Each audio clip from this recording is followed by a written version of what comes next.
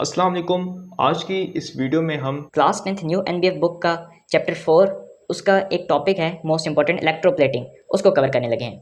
Electroplating is a process of coating an object with a thin layer of metal using electricity. Electroplating ऐसा process होता है जिसमें हमें किसी भी ऑब्जेक्ट को कोट किया जाता है एक मेटल की थिन लेयर से using electricity.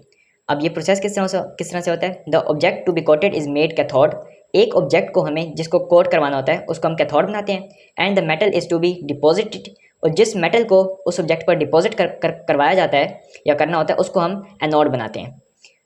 In the electrolytic tank, when the electricity passes through electrolyte, metal ions from anode in the solution deposited on the surface of the object. जब electrolysis होगा, electricity pass होगी तो क्या होगा? Anode oxidation अकर करेगा जिसकी वजह से वो इलेक्ट्रॉन्स में ब्रेक डाउन हो जाएगा और आइंस में, और वही एनोड जो होगा ना, आइंस ऑक्सीडाइज होगा तो आयंस बन जाएंगे। एनोड से फिर कैथोड उनको गेन कर लेगा। अब मैं सिंपल इसको दो प्रोसेस हैं, एक जिंक प्लेटिंग है और एक टिन प्लेटिंग है, एक क्रोमियम भी है। ये इनके कुछ तीन प्लेटिंग है। यहाँ पे सबसे पहले जिंक प्लेटिंग। अब यहाँ पे इलेक्ट्रोलाइट हमारे पास potassium zinc cyanide aqueous solution होता है। एनोड हमारे पास बनाया जाता है जिंक मेटल, ठीक है, जिंक मेटल। अब जिंक मेटल हमें डिपॉजिट करवाना है ना। अब कैथोड जो होगा वो मेटल ऑब्जेक्ट होगा जिसके ऊपर डिपॉजिट करवाना है जिंक मेटल। अब ये हम आयरन लें, स्टील लें, वो हम हमारे ऊपर डिपेंड करता है। अब यहाँ पे जिंक मेटल जो होगा वो एनोड से कैथोड पर डिपॉजिट हो जाएगा। तो सबसे पहले हम इलेक्ट्रिसिटी पास करें, डीसी करंट इज पास्ड, तो यहाँ पे ये रिएक्शन होगा। रिएक्शन होकर हमारे पास ये आयंस में ब्रेक डाउन हो जाएगा। अब रिएक्शन जो होगा ना इलेक्ट्रोड्स में, वो क्या होगा? एनोड में जो इलेक्ट्रोड होगा वो तो जिंक मेटल है ना। अब जिंक मेटल यहाँ पे क्या करेगा? ऑक्सीडेशन अकर करेगा। Zn+2 इलेक्ट्रॉन रिलीज होंगे, लूज होंगे, तो यहाँ से ऑक्सीडेशन होगी और ये जो आयंस है ना ये सॉल्यूशन में चल जाएंगे, ठीक है। ये आपको नज़र आ रहा होगा। ये जो है ना हमारे पास, फॉर एग्जांपल ये एक टैंक है, छोटा सा टैंक है, ये एक कैथोड, ये एनोड, ठीक है। ये एनोड है, ये कैथोड है।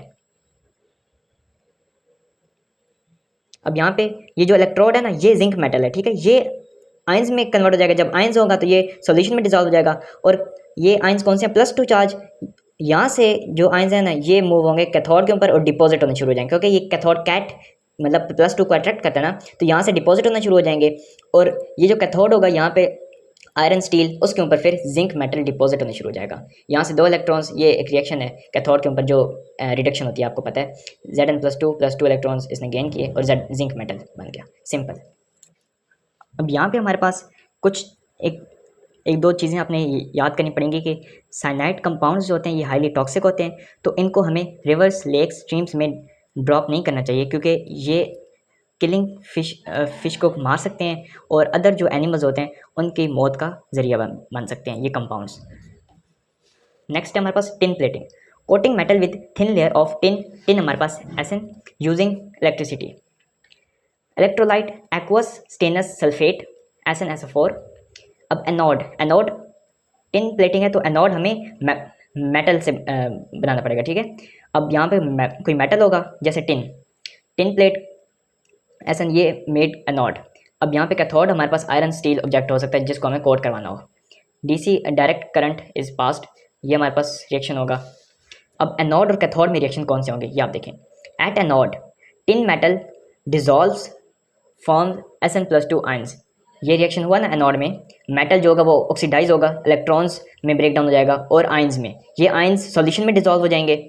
और उसके बाद कैथोड आयंस को भी गेन कर लेगा, ये जो आयंस थे उनको भी गेन कर लेगा, और वो जो मेटल था ना अट्रैक्ट करेगा उसको और उसको गेन कर लेगा। क्या होगा? जो ये पूरा मेटल है ना वो कैथोड के ऊपर डिपॉजिट होने शुरू हो जाएगा। यहाँ से ये, यहाँ दोबारा मैं समझाता हूँ।